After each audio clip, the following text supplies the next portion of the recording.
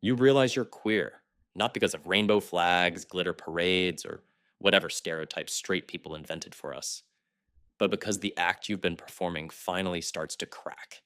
And once it breaks open, there's no patching it back together. It unravels.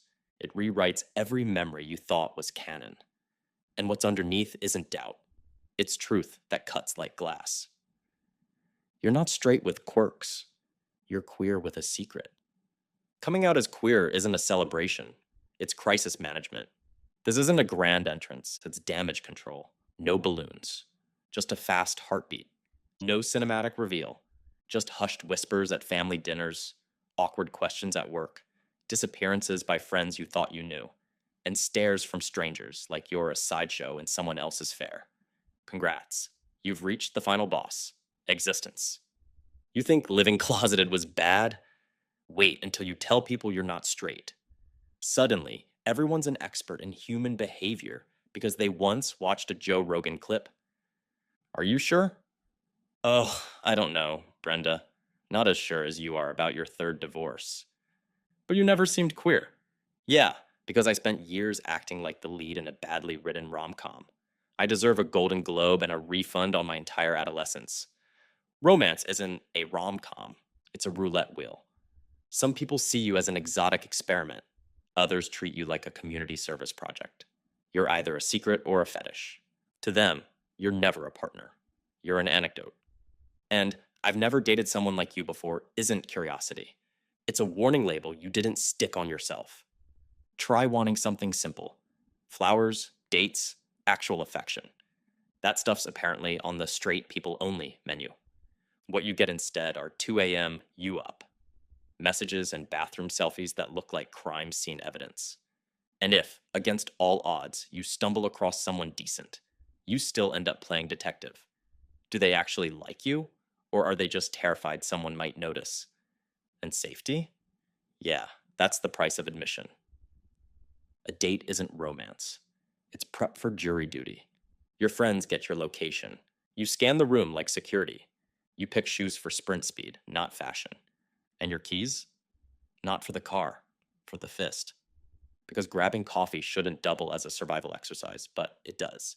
Even happiness looks suspicious. You share a selfie with someone you love, and suddenly it's a manifesto. You're shoving it in people's faces. Meanwhile, straight couples can live stream their weddings, and no one screams about indoctrination. You go to the doctor for a cough, and suddenly it's all about who you sleep with and whether it's serious. Like your lungs care about your dating history. You're there for meds, not an interview.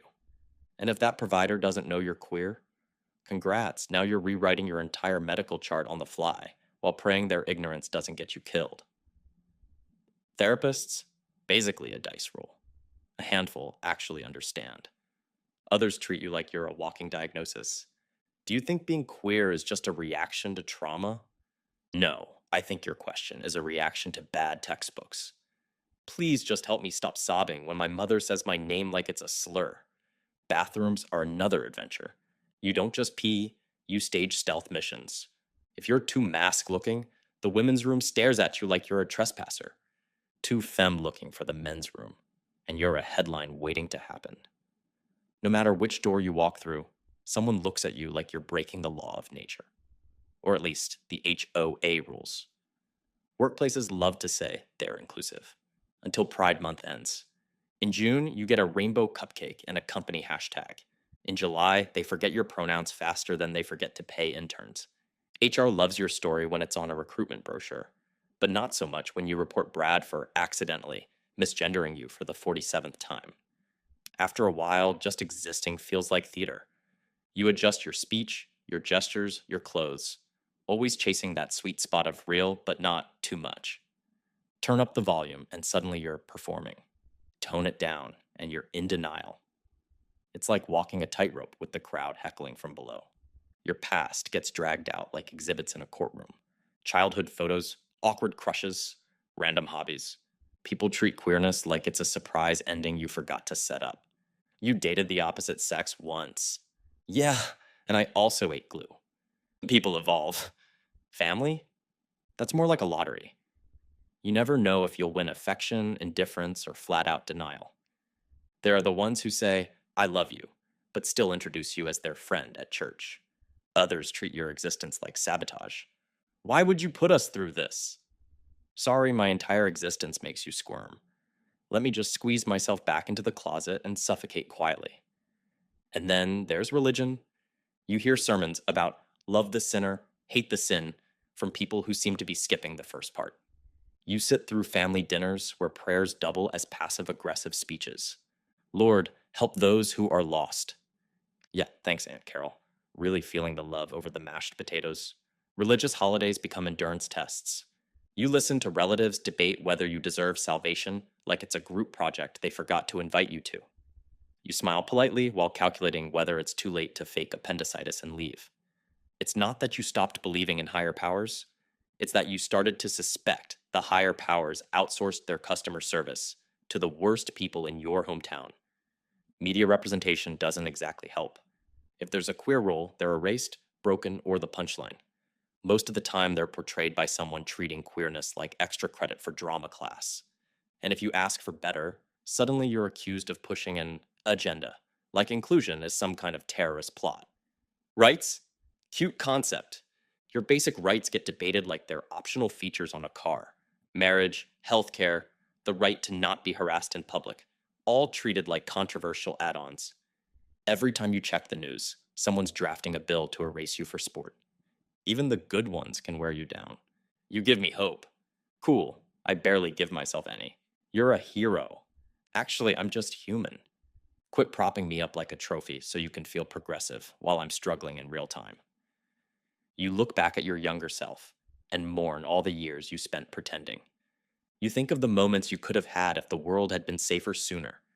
You see old photos and feel both love and grief for that kid, the one who didn't know how long the fight would be. Being queer isn't what sucks. That's the part that finally makes sense. What sucks is a world built on the assumption that you shouldn't exist, or at least not exist loudly. You keep going, anyway.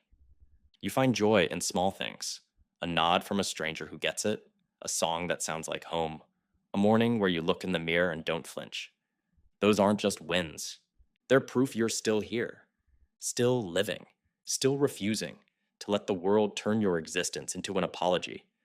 You pieced yourself together from scraps, every ounce of confidence hammered out of fire, every laugh wrested back from a world bent on making you small. You didn't just come out, you dragged yourself back to life.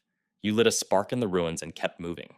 You keep showing up in all your inconvenient, complicated, unapologetic queerness. And by doing that, you blow apart a lot of people's neat little stories about how life is supposed to look. And honestly, that's the sweetest kind of revenge you never planned.